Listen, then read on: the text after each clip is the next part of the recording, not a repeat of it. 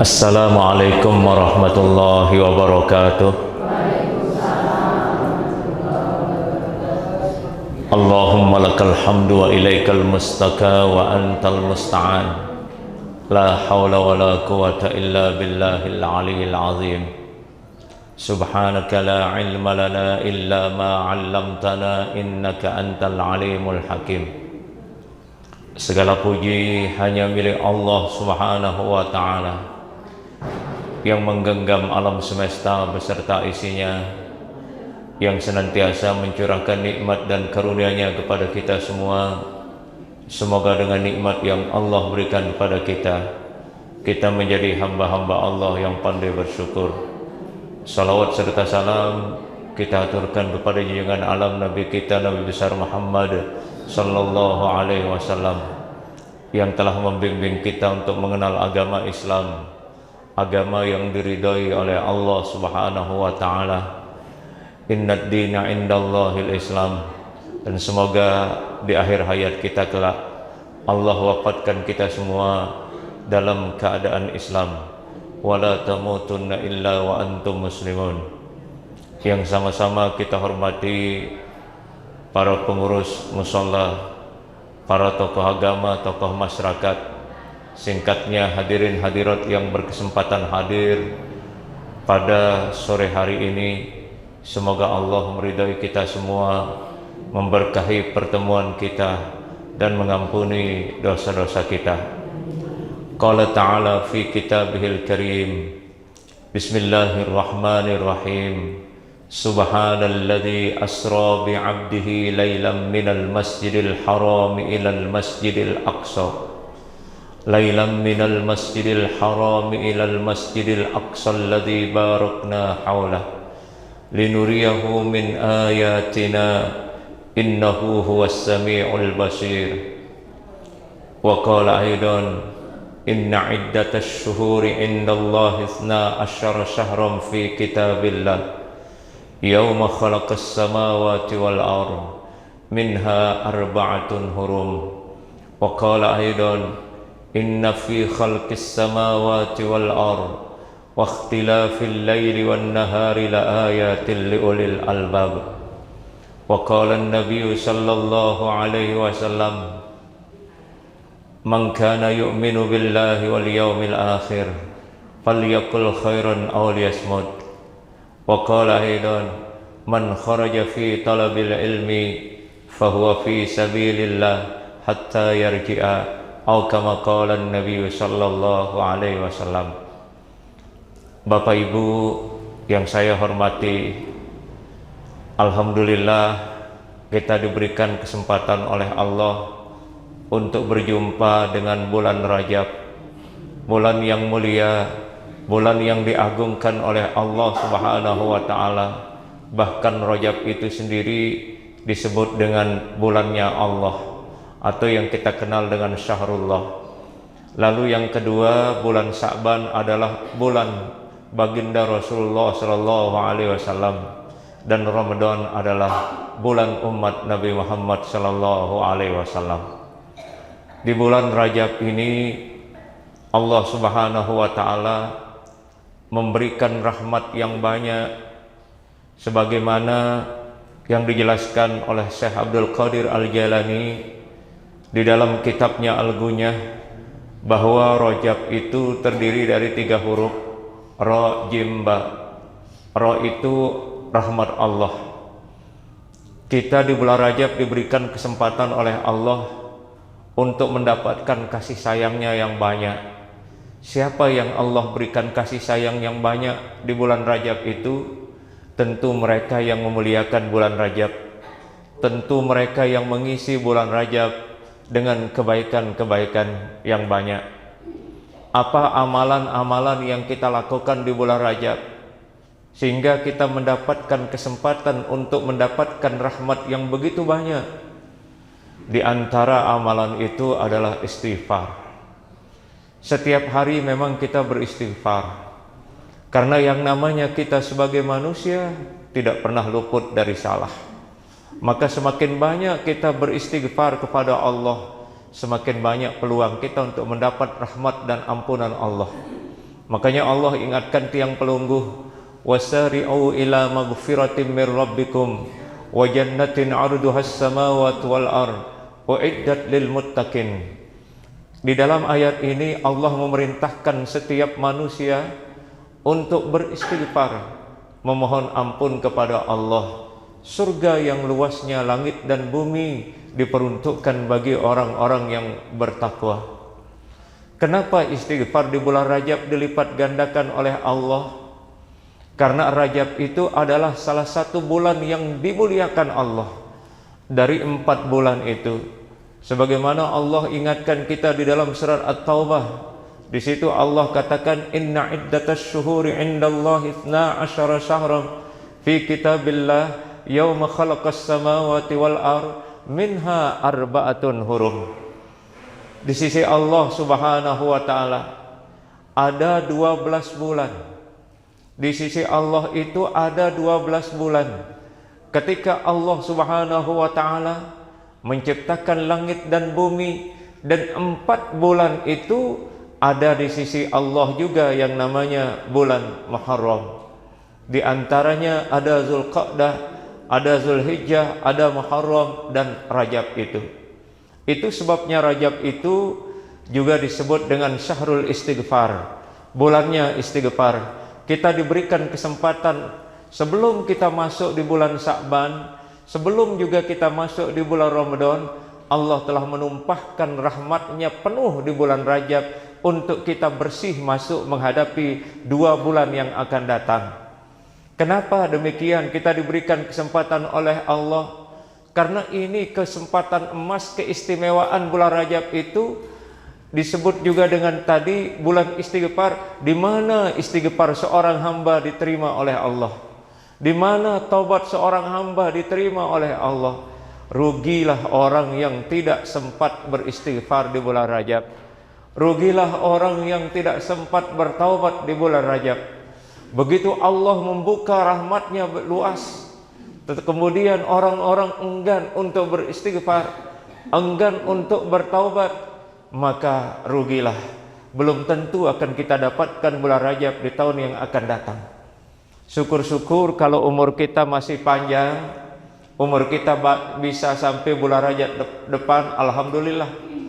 Tapi tidak bisa kita jamin kalau umur kita itu masih sampai hari esok atau tahun depan. Itu yang pertama, kita istighfar.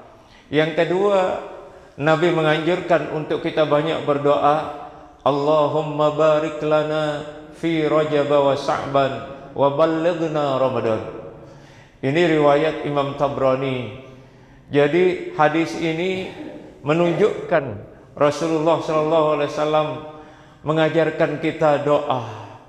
Apa makna dari untayan doa ini Bapak Ibu? Yang kita panjatkan di bulan Rajab, kita mohon Allahumma barik lana. Kita mohon kepada Allah di bulan Rajab ini kita mendapatkan keberkahan dari Allah Subhanahu wa taala. Kita mohon keberkahan di bulan Rajab dan bulan Sa'ban. Dan kemudian kita juga bermohon supaya kita sampai bisa melaksanakan puasa Ramadan yang akan datang. Mudah-mudahan doa-doa kita ini diijabah oleh Allah. Kenapa bulan Rajab kita mohon keberkahan? Di samping Rajab itu terselip huruf jim di situ, judullah, kemurahan Allah. Kemurahan Allah ini luas. Dia turunkan rahmat yang penuh, Dia turunkan keberkahan, Dia turunkan ampunan, Dia turunkan segala nikmat yang Allah berikan di bulan Rajab. Maka itu sebabnya kita mohon keberkahan. Keberkahan itu adalah ziyadatul khair, bertambahnya kebaikan-kebaikan. Kita mohon umur kita diberkahi di bulan Rajab. Kita mohon rezeki kita juga diberkahi. Kita mohon semua aktivitas kita yang baik diberkahi oleh Allah. Makanya Nabi ngajarin kita langsung doa. Dia bermohon kepada Allah untuk mendapatkan keberkahan di bulan Rajab dan bulan Sa'ban. Rajab menjadi bulan yang sangat agung bagi kita. Bahkan disebut juga Rajab adalah bulan menanam. Yang kita tanam itu bukan pohon-pohonan, Tetapi yang kita tanam di bulan Rajab itu adalah menanam kebaikan. Ada istighfar yang kita tanam, ada tasbih yang kita tanam, ada tahmid yang kita tanam, kemudian ada takbir yang kita tanam, ada hauqalah yang kita tanam. Maknanya apa? Maknanya kita terus berzikir dengan kalimat-kalimat yang tadi. Kullu kalimatin thayyibatin shadaqah. Setiap kalimat yang baik yang pelunggu ucapkan itu menjadi sedekah buat tubuh kita. Istighfar pelunggu ucapkan untuk telinga, untuk mata, untuk kepala, untuk ruh, untuk darah, untuk ginjal, untuk paru-paru, kemudian jantung dan seluruh anggota tubuh dari ujung kaki sampai ujung rambut. Pelunggu niatkan istighfar lebih-lebih di bulan Rajab ini. Allah akan berikan kemurahannya. Suatu yang sulit maka Allah mudahkan. Dalam bisnis pelunggu, dalam perekonomian, apapun aktivitas pelunggu, maka bermohonlah banyak-banyak di bulan Rajab ini. Terutama yang paling utama adalah kita mohon kebahagiaan dunia dan akhirat. Kapan lagi kita akan berjumpa dengan bulan Rajab? Tapi kita berharap mudah-mudahan tahun depan kita masih bertemu dengan bulan yang agung ini, Bapak Ibu. Kemudian yang ketiga, dari huruf ba itu Allah memberikan kebaikan, disebut birullah. Allah memberikan kebaikan-kebaikan yang banyak. Kita tidak tahu berapa kebaikan yang Allah tumpah ruahkan di bulan Rajab ini. Yang jelas setiap amalan pelunggu, baik amalan-amalan sunnah yang pelunggu lakukan di rumah dengan sholat-sholat sunnah atau sholat wajib akan dilipat gandakan oleh Allah. Itu sebabnya Rajab ini disebut dengan bulan kemuliaan, bulan di mana Allah mentransfer kebaikan-kebaikan yang banyak. Maka oleh sebab itu jangan sia-siakan bulan Rajab. Bulan Rajab bulan yang sangat istimewa. Apa yang membuat Rajab ini menjadi istimewa? Adanya satu peristiwa yang sangat agung yang kita kenal dalam sejarah peradaban Islam yang namanya Isra dan Mi'raj. Dari mana kita tahu Bapak Ibu terjadinya peristiwa Isra dan Mi'raj? Allah mengumumkan di dalam Al-Quran surat Al-Isra ayat pertama. Subhanalladzi asra bi'abdihi laylam minal masjidil haram. Lailan minal masjidil haram ilal masjidil aqsa alladhi barakna hawlah linuriyahu min ayatina innahu huwas sami'ul basir. Ayat ini Allah menginformasikan tentang peristiwa Isra dan Mi'rajnya baginda Rasulullah sallallahu alaihi wasallam. Apa kata Allah di dalam ayat ini? Maha suci Allah. Selalu kita memuji Allah dengan kalimat tasbih, dengan kalimat subhanallah. Ayat ini secara langsung mengajak kita sebagai orang yang beriman untuk banyak-banyak bertasbih, khususnya di bulan ini dan terus sampai akhir hayat kita. Kenapa tasbih Bapak Ibu? Setiap satu tasbih yang pelunggu ucapkan itu dilipat gandakan kebaikannya oleh Allah. Bahkan di dalam kitab Tangkihul Qaul dijelaskan kalau andaikan ditimbang satu kalimat tasbih subhanallah ditimbang dengan isi langit dan bumi ini, maka jauh lebih berat kalimat tasbih itu. Dan setiap kalimat tasbih yang muncul di dalam Al-Quran itu menunjukkan ada satu peristiwa yang sangat luar biasa. Makanya di awal ayat ini Allah memulaikan dengan kalimat tasbih, karena ada suatu berita yang sangat dahsyat, suatu informasi yang luar biasa hebatnya. Informasi itu adalah terkait dengan Isra dan Mi'raj baginda Rasulullah SAW. Maha suci Allah yang memperjalankan hambanya pada satu malam dari Masjidil Haram. Perjalanan malam ini untuk menjemput sholat, diperintah oleh Allah Subhanahu wa taala. Maka alam yang dilakukan oleh baginda Rasulullah sallallahu alaihi wasallam di saat beliau dipanggil oleh Allah untuk menjemput sholat, ada namanya alam nasut, ada namanya alam malakut, ada namanya alam jabarut, Ada juga namanya alam lahud, alam manusia, dari Masjidil Haram sampai ke Palestina, yakni Masjidil Aqsa. Satu malam perjalanan Bapak Ibu. Kata para ulama, lailan itu ditafsirkan oleh para ulama, ada penafsiran ba'dul lail. Itu apa makna ba'dul lail? Sebagian kecil dari malam. Ada juga yang menafsirkan lailan itu adalah sulusul lail, sepertiga malam. Kejadiannya sangat singkat, padahal perjalanannya sangat jauh. Tapi ingat Bapak Ibu, yang memperjalankan baginda Rasulullah Sallallahu Alaihi Wasallam bukan kemauan beliau, tapi Allah yang menjalankan beliau. Kalau Allah yang berkehendak, maka kecil perjalanan dunia ini Bapak Ibu. Padahal jarak antara Masjidil Haram dan Masjidil Aqsa itu sangat jauh. Makanya dikatakan Al-Aqsa itu maknanya jauh, perjalanan jauh. Kata para ulama 3 hari 3 malam ditempuh. Tetapi kalau Rasulullah pada saat Isra Mi'raj, pada beberapa menit saja Bapak Ibu, dari Masjidil Haram sampai ke Masjidil Aqsa. Kenapa Masjidil Haram Bapak Ibu disebut? Allah ingin mengingatkan kepada kita, mengajarkan kita dari masjid perjalanan beliau, terus kemudian sampai di masjid, lalu kemudian naik menembus langit pertama, kedua, ketiga, keempat, kelima, keenam, ketujuh, naik ke Sidratul Muntaha. Terus beliau naik ke Rafrafil Ahdar, naik lagi ke Arsy dan Istawa. Begitu jauhnya sholat ini dijemput Bapak Ibu. Maka oleh sebab itu, jangan sekali-kali ada yang meremehkan sholat, meninggalkan sholat, melalaikan sholat. Karena sholat ini langsung dijemput oleh baginda Rasulullah Sallallahu Alaihi Wasallam, diperintahkan dengan perjalanan yang begitu dahsyat. Tidak ada yang sanggup astronomi manapun di dunia ini. Kata Imam Mutawalli Sya'rawi di dalam kitabnya Isra dan Mi'raj, andaikan ada satu pesawat yang paling cepat di alam dunia ini untuk bisa menembus tempat di mana baginda Rasulullah menerima salat itu, maka miliaran tahun belum tentu akan bisa sampai ke sana, kata Imam Mutawalli. Karena memang tidak mampu manusia dan tidak mampu teknologi menembus itu.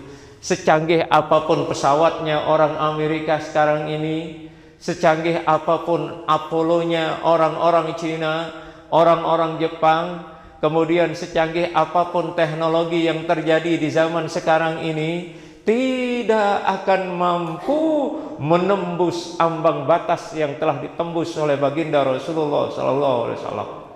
Maka kita sebagai orang yang beriman betul-betul bersyukur atas peristiwa itu, dan ini tidak mampu dijangkau oleh akal manusia. Karena apa? Di luar kemampuan otak manusia. Jebol otak manusia kalau memikirkan peristiwa Isra dan Mi'raj itu Bapak Ibu. Hanya dengan iman, kekuatan iman, karena peristiwa yang begitu dahsyat, yang tidak mampu ditembus oleh teknologi manapun di dunia ini.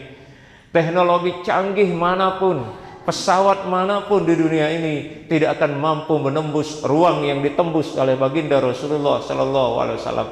Maka tidak heran kalau kemudian ayat ini sudah diinformasikan oleh Allah, Allah memulaikan dengan kalimat tasbih, karena akan ada satu peristiwa yang akan menggoncangkan alam semesta dengan kejadian yang maha dahsyat itu. Lalu siapa skenario di balik perjalanan baginda Rasulullah Sallallahu Alaihi Wasallam? Skenario utama yang memainkan peran perjalanan baginda Rasul, dialah Allah pemilik alam semesta ini. Makanya dalam ayat ini kita banyak-banyak bertasbih kepada Allah, karena begitu dahsyatnya perjalanan baginda Rasulullah Sallallahu Alaihi Wasallam. Dimulai dari Masjidil Haram, supaya kita umat Islam kembali ke masjid. Karena sebaik-baik tempat di bumi Allah, senyaman-nyaman tempat, seindah-indah tempat, sedamai-damai tempat, yang penuh dengan rahmat Allah, penuh dengan keberkahan, penuh dengan ampunan Allah, dan menjadi terminalnya malaikat-malaikat di atas muka bumi ini, dia adalah masjid. Makanya tampilan dari Masjidil Haram itu supaya umat Islam damai. Apa bentuk kedamaian yang kita peroleh dari masjid? Siapapun kita, mau jenderal, mau panglima, mau raja, mau presiden, mau gubernur, mau bupati, mau apa saja titel kita di dunia, kalau masuk masjid, titel itu harus dilepas, pangkat itu dilepas. Dan dari manapun golongan kita, dari manapun kasta itu datang ke masjid, tidak boleh mengatakan, oh saya lebih tinggi suku saya harus di depan. Kalau terlambat datang, silahkan bikin saf di belakang.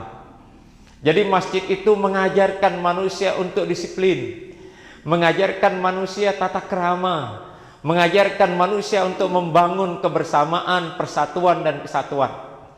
Salah satu yang sangat khas dan melekat bagi kita kaum muslimin, ketika masuk di masjid, maka begitu kita datang, saf pertama terisi, di situ banyak datang dari berbagai desa, berbagai dusun. Ada yang datang dari dusun Pok Motong, ada yang datang dari Labuan Haji, yang datang dari Dasalekong, yang datang dari Mamben, yang datang dari Kalijaga, yang datang dari berbagai desa. Tetapi kita indah dan nyaman di dalamnya. Tidak ada mengatakan, kenapa kamu hadir di masjid ini padahal rumahmu jauh, kamu tidak boleh, harus orang-orang sini yang hadir. Tidak boleh ada orang yang berkata demikian. Siapapun mereka masuk dalam masjid, maka dia harus mendapatkan keamanan dan kedamaian. Dari latar belakang manapun organisasinya, masuk masjid harus dia aman dan damai. Dan tidak boleh di dalam masjid itu mengibarkan satu kelompok, satu bendera, satu organisasi, satu kelompok komunitas politik. Tidak boleh. Tujuan kita sama masuk ke masjid bukan itu, tetapi tarahum ruk'an sujjadan yabtaguna fadlan minallahi wa ridwana. Tujuan kita sama-sama ruku, tujuan kita sama-sama sujud untuk mengharap ridha Allah Subhanahu wa taala. Jadi Allah menampakkan Masjidil Haram karena di situ, coba bayangkan, dari seluruh dunia orang hadir. Makanya Allah katakan di dalam surat Al-Hajj, wa adzin fin nasi bil hajji ya'tuka rijala wa ala kulli dhamiri ya'tina min kulli fajjin amik liyashhadu manafi'a lahum wa yadhkuru ismallahi fi ayyamin ma'lumatin ala ma razaqahum min bahimatil an'am fakulu minha wa at'imul ba'isal fakir summa liyaqdu tafasahum wal yufu nudurahum wal yattawafu bil baitil atiq. Seruan di dalam ayat ini yang Allah sampaikan ketika Allah memerintahkan Nabi Allah Khalilullah Ibrahim alaihissalam untuk menyeru semua manusia dari berbagai pelosok bumi ini, dari berbagai negara di belahan dunia ini, dari semua komunitas umat Islam di belahan bumi ini. Serulah manusia untuk melaksanakan ibadah haji. Ada yang mereka berjalan kaki, ada yang menggunakan unta kurus. Coba kita saksikan di Masjidil Haram itu, kita dididik oleh Allah untuk bisa bersama. Orang Amerika ada di situ, orang Jepang ada di situ, orang Chinese ada di situ, orang Thailand, semua negara di belahan bumi ini hadir dan kumpul di Masjidil Haram. Itendah lengan Lombok kumpul. Tapi tidak ada kita yang saling mengatakan, kenapa itu ada orang Amerika? Kenapa di situ ada orang India? Kenapa di situ mancung hidungnya? Enggak ada. Kayak kita sudah berpuluh-puluh tahun kenal sama mereka. Kenapa? Terasa damai. Begitu kita lihat mereka yang datang dari India, subhanallah, dia senyum, kita ikut senyum. Datang orang Amerika ketemu di Masjidil Haram, kita tidak paham bahasanya, saling tidak memahami bahasa, tapi akhlak mereka menunjukkan kedamaian kepada kita. Itu gambaran Masjidil Haram supaya umat Islam mari kembali bersatu padu kepada umat Islam supaya membangun kedamaian di bumi Allah ini. Dari manapun latar belakang kita, silahkan kita berbeda, tetapi tetap bangun kebersamaan, tetap bangun persatuan dan kesatuan. Apabila itu bisa kita laksanakan, momen yang pernah dilaksanakan oleh baginda Rasulullah Sallallahu Alaihi Wasallam, start dari masjid ke masjid, maka betapa indahnya kehidupan makhluk di bumi ini. Kita akan damai dengan tumbuh-tumbuhan, kita akan damai dengan hewan, kita akan damai dengan siapapun di muka bumi ini. Kenapa? Karena semua kita berjiwa masjid. Orang yang hadir dalam masjid itu akan senantiasa membawa keberkahan. Apa kelebihan orang masuk dalam masjid? Sehingga Allah tampilkan Masjidil Haram. Satu, para malaikat itu hadir 24 jam. Yang kedua, para malaikat itu ngaminin doa pelungguh, mengaminkan doa-doa pelungguh. Setiap apa yang pelungguh ucapkan dari lisan pelungguh di dalam masjid, di dalam musholla, di dalam majelis taklim, maka malaikat itu bilang amin. Kemudian ketika pelungguh berdoa juga, malaikat juga memohonkan apa yang menjadi hajat pelungguh. Ketika pelungguh mohon, ya Allah berkahi aku di bulan Rajab ini, maka malaikat pun juga menyahut. Malaikat juga berkata, apa katanya? Ya Allah, ini orang minta berkah di dalam masjid, ya Allah. Dia Allah, ini orang mohon keberkahan di bulan Rajab, maka ya Allah berikan keberkahan di bulan Rajab ini kepada orang yang meminta keberkahan itu. Coba bayangkan, itu kehadiran malaikat tidak pernah sepi di dalam masjid. Jadi masjid itu tenang kita Bapak Ibu. Apalagi di dalamnya ada pengajian, kemudian kita membaca Al-Quran, membaca salawat, ketemu dengan sanak saudara kita yang dari jauh, walaupun kita tidak kenal. Begitu kita berjabat tangan, ya Allah, sentuhan ketulusan orang yang masuk ke masjid itu akan merubah suasana hati kita menjadi sejuk. Makanya kalau mau dapat kesejukan yang banyak, mau dapat keberkahan yang banyak, mau dapat rahmat yang banyak, jangan sekali-kali jauh dari masjid. Jangan sekali-kali jauh dari musola.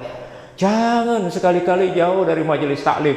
Karena di situ adalah sumber kedamaian di alam semesta ini, sumber keberkahan dan sumber rahmat Allah terus menerus Allah hadirkan di tempat itu.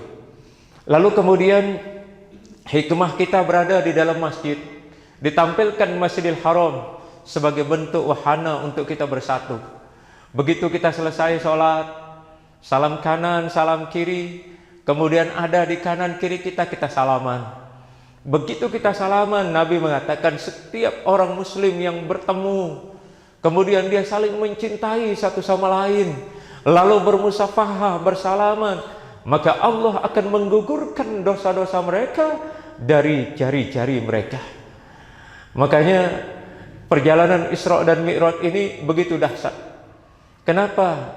Dia menjemput sholat. Di dalam sholat itu ada 8 pengharapan seorang hamba kepada Allah. Ketika kita berada pada waktu duduk di antara dua sujud, di situ kita bermohon, Rabbighfirli, ya Allah ampunilah aku. Maka begitu istimewanya sholat, kita mohon ampun kepada Allah. Karena banyak kesalahan kita sebelum sholat, atau mungkin di dalam sholat kita lalai, mungkin bacaan kita kurang, tajwidnya kita kurang, tumakninahnya tidak sempurna, cara rukuk kita juga tidak sempurna, cara sujud kita tidak sempurna. Maka muncullah waktu kita duduk itu bermohon istighfar kepada Allah, supaya terampuni dosa-dosa kelalaian kita di saat sholat. Bisa saja mulut kita mengatakan Alhamdulillahi Rabbil Alamin, Ar-Rahmanir Rahim, Maliki Yawmiddin, Iyyaka na'budu wa iyyaka nasta'in, Ihdinas siratal mustaqim, siratal ladzina an'amta 'alaihim ghairil maghdubi 'alaihim waladdallin.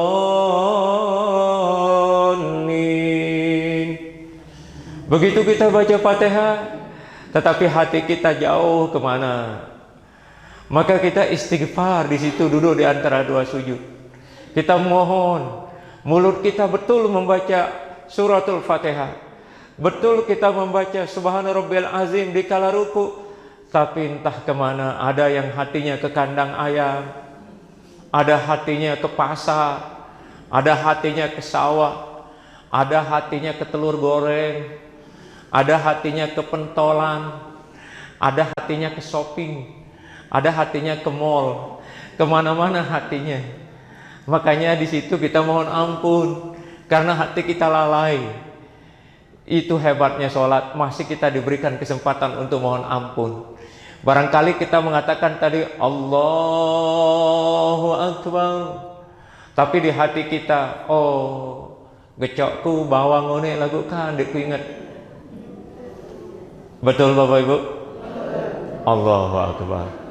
Masuk bawang di dalam sholat. Gimana ceritanya Bu? Nah kemudian apa yang kita mohon dalam sholat itu?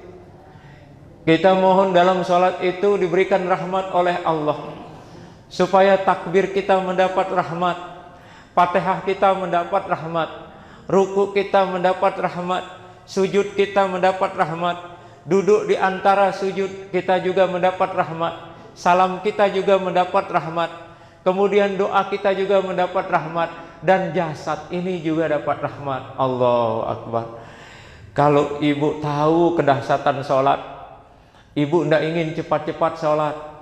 Ibu akan pelan-pelan sholat sambil menikmati indahnya sholat. Bagaimana ruku kita, bagaimana sujud kita, kemudian bagaimana tahiyat kita. Di situ penuh dengan untayan-untayan hikmah yang luar biasa.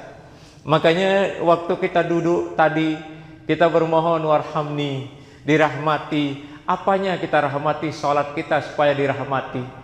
Karena kalau sholat kita tidak dirahmati oleh Allah, bakalan kita tidak bisa terjamin dengan sholat kita, bakalan kita tidak bisa selamat. Maka kita mohon supaya sholat kita dirahmati. Pelan-pelanlah ketika pelungguh membaca doa ini Bapak Ibu. Ingat supaya kita mendapat rahmat dari dunia sampai akhirat. Dengan sholat ini kita berharap mudah-mudahan rahmat itu mengalir ke alam barzah nanti. Sholat pelungguh bisa menjadi deposito rahmat yang luar biasa, bisa mengalir ke alam barzah, dan alirannya sangat deras menuju hari pembalasan tiba nanti. Maka kita berharap rahmat Allah itu tetap kita dapatkan sepanjang hidup kita sampai hari berbangkit tiba nanti. Makanya berdoalah di situ dengan khusyuk, jangan memikirkan yang lain, jangan yang mengingat yang lain. Fokus pelungguh, Rabbighfirli warhamni wajburni warfa'ni warzuqni wahdini wa'afini wa'fu anni. Fokus di situ Bapak Ibu. Karena kesempatan emas kita bercengkrama dengan zat yang memiliki alam semesta ini. Kita bercengkrama dengan Allah Azza wa Jalla.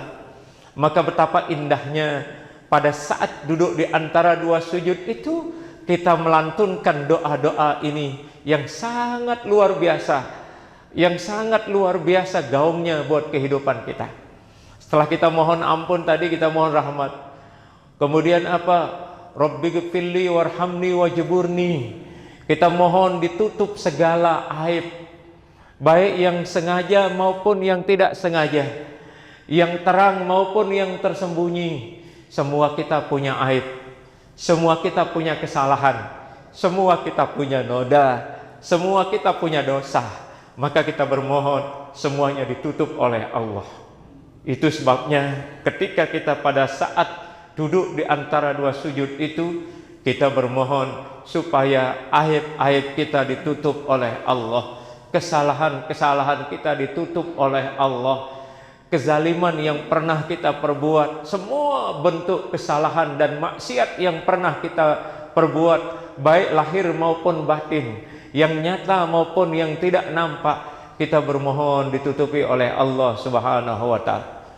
Kemudian kita mohon rezeki.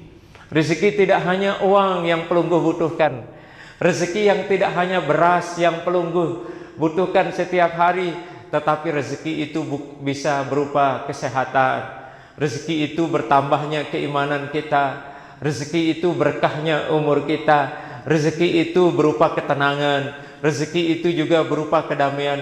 Jangan hanya mengukur rezeki itu hanya dalam bentuk rupiah, hanya dalam bentuk ringgit, hanya dalam bentuk dolar, hanya dalam bentuk real, hanya dalam bentuk yen. Akan tapi rezeki itu luas, mencakup segala kebutuhan manusia di alam semesta. Itulah karunia rezeki yang ditampilkan oleh Allah Subhanahu wa Ta'ala. Makanya rezeki itu di dalam Al-Quran ada 4 yang Allah vulgarkan, yang Allah viralkan, rezeki yang diberikan Allah kepada semua makhluknya di alam semesta. Yang pertama ada namanya rizqum ma'lum. Itu yang biasa pelungguh makan setiap hari. Ada beras harus ada. Kemudian ada lauk terus ada. Ada pakaian, ada papan, ada pangan, ada sandang. Itu harus ada. Itu namanya rizqum ma'lum. Kemudian ada level kedua yang lebih tinggi dari rizqum ma'lum. Itu namanya rizqum min haitsu la yahtasib. Kepada siapa hamba-hamba Allah diberikan oleh Allah kepada hambanya? Siapa yang diberikan oleh Allah? Orang yang diberikan rezeki min haitsu la yahtasib, mereka adalah orang yang bertakwa kepada Allah. Wa may yattaqillaha yaj'al lahu makhraja wa yarzuqhu min haitsu la yahtasib. Orang yang diberikan rezeki min haitsu la yahtasib, mereka adalah orang-orang yang bertakwa. Barang siapa bertakwa kepada Allah, maka Allah akan berikan solusi dari segala persoalan yang ia hadapi, musibah yang ia hadapi, tantangan yang ia hadapi, persoalan-persoalan yang ia hadapi. Ketika dia bertakwa, Allah akan bukakan jalan keluar. Dan tidak hanya jalan keluar yang diberikan oleh Allah, tetapi juga diberikan oleh Allah rizki min haitsu la yahtasib. Rezeki yang pelungguh dapatkan dari segala arah, dari segala sumber yang halal yang diberikan oleh Allah. Ke selatan pelungguh Allah berikan rezeki, ke timur pelungguh Allah berikan rezeki, ke utara pelungguh Allah berikan rezeki di situ, ke barat pelungguh Allah berikan rezeki. Allah berikan rezeki dari arah yang tiada disangka-sangka. Kemudian orang yang bertawakal juga kepada Allah akan dicukupkan rezekinya oleh Allah. Wa may yatawakkal 'ala Allah fa huwa hasbuh. Barang siapa yang bertawakal kepada Allah, maka Allah akan mencukupkan segala kebutuhannya. Makanya orang bertawakal itu tidak susah hidupnya, Bapak Ibu. Orang yang gantungkan diri kepada Allah, dia selalu mengharap kepada Allah. Dia sadar bahwa semua apa yang di langit dan di bumi kepunyaan Allah. Dia tahu yang memberikan rezeki adalah Allah, yang memberikan segalanya adalah Allah. Lalu kemudian orang ini selalu bersandar kepada Allah dan mengharap kepada Allah. Dia tidak akan pernah kekurangan di dalam hidupnya, Bapak Ibu. Allah selalu cukupi dimanapun dia berada. Allah akan berikan kebaikan yang banyak. Allah akan berikan apa yang menjadi hajatnya. Itu sebabnya para ulama-ulama yang soleh, para wali-wali Allah, para nabi-nabi terdahulu, dia selalu menggantungkan hidupnya kepada Allah, maka Allah memudahkan segala kehidupannya di dunia, apalagi di akhirat nanti, Bapak Ibu. Kenapa? Karena dia bergantung kepada Allah. Dan satu-satunya tempat kita bergantung hanya kepada Allah. Jangan bergantung kepada kemampuan yang diberikan oleh Allah. Jangan bergantung kepada harta, karena harta itu bisa habis. Jangan bergantung kepada jabatan, karena jabatan itu bisa selesai dan pelungguh akan pensiun. Jangan bergantung kepada harta benda yang banyak, karena juga semuanya akan hilang, semuanya akan berakhir. Tapi bergantunglah penuh dan keyakinan yang kuat kepada Allah. Insya Allah dalam menjalani menapak kehidupan ini, bagi orang-orang yang bertawakal, insya Allah dia akan tetap tegar dalam menghadapi situasi apapun. Kenapa? Karena sandarannya adalah Allah. Allahus Samad. Allah tempat kita bersandar. Dan sebagaimana pelungguh ucapkan di setiap membaca suratul Fatihah, Iyyaka na'budu wa iyyaka nasta'in. Hanya padamu ya Allah kami menyembah, hanya padamu ya Allah kami mohon pertolongan. Kita mohon kepada Allah rezeki. Kemudian tingkatan yang ketiga, level ketiga rezeki itu ada namanya rizqun karim. Siapa yang diberikan rizqun karim oleh Allah? Satu, mereka adalah orang yang gemar berzikir kepada Allah. Kalau ibu banyak berzikir, kemudian banyak membaca Al-Quran, kemudian juga bertawakal kepada Allah, masuk nominasi di dalam orang-orang yang mendapatkan rizqun karim. Kemudian yang keempat, yang pelungguh lakukan untuk mendapatkan rizqun karim itu adalah perbanyak sholat, terutama sholat-sholat sunat. Kemudian yang kelima, mereka adalah orang yang menginfakkan hartanya di jalan Allah, bakal akan diberikan rizqun karim oleh Allah. Apa dalilnya? Ulaika humul mu'minuna haqqan lahum darajatun inda rabbihim lahum darajatun inda rabbihim wa maghfiratun wa rizqun karim.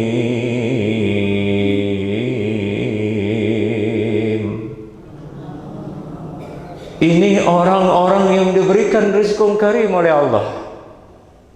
Mereka yang telah menjalani zikir, baca Al-Quran, kemudian tawakal, dia sholat, kemudian dia berbagi. Maka Allah mengatakan, ulaika humul mu'minun haqqan. Mereka adalah orang-orang yang benar keimanan mereka. Lahum darajatun inda rabbihim. Allah memberikan derajat yang tinggi dari sisinya. Lahum darajatun inda rabbihim wa maghfiratun wa rizqun karim. Dan Allah juga memberikan ampunan serta rezeki yang mulia. Kemudian yang keempat, level rezeki tertinggi Bapak Ibu, itu rizqum bighairi hisab. Ini Allah berikan kepada siapa yang ia mau. Milih-milihnya Allah, akan dilipat gandakan rezekinya oleh Allah. Apa jawaban dari Allah di dalam Al-Quran? Wa tarzuqu man tasha'u bighairi hisab. Allah berikan rezeki yang namanya rizqum bighairi hisab. Siapa diberikan? Mereka orang-orang yang dikehendaki oleh Allah. Kalau Allah berkehendak, tidak ada yang sanggup menolak rezeki itu. Tidak ada yang bisa mencabutnya. Kalau Allah mengatakan kamu kaya, ini saya beri kamu berlian, ini saya beri kamu semuanya, tanpa lelah-lelah, tanpa capek-capek, orang itu diberikan oleh Allah. Bisa saja orang seperti itu karena kedekatannya dengan Allah, makanya dikasih rizqum bighairi hisab. Kemudian selanjutnya, warzuqni wahdini, kita mohon petunjuk, terus kita mohon. Makanya di dalam doa, dalam suratul Fatihah, pelunggu bermohon, ihdinas siratal mustaqim.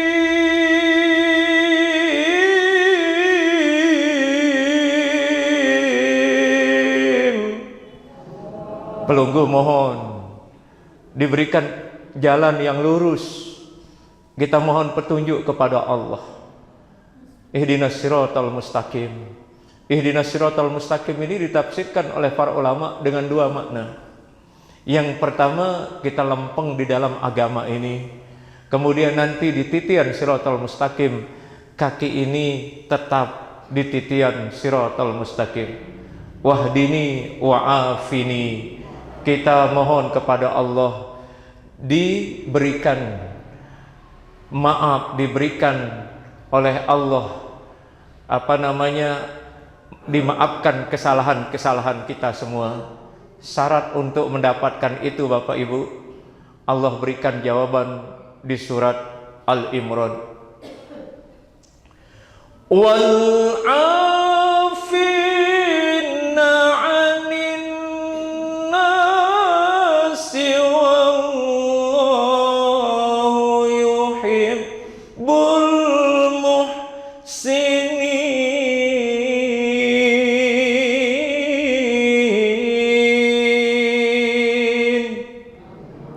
memaafkan kesalahan orang lain.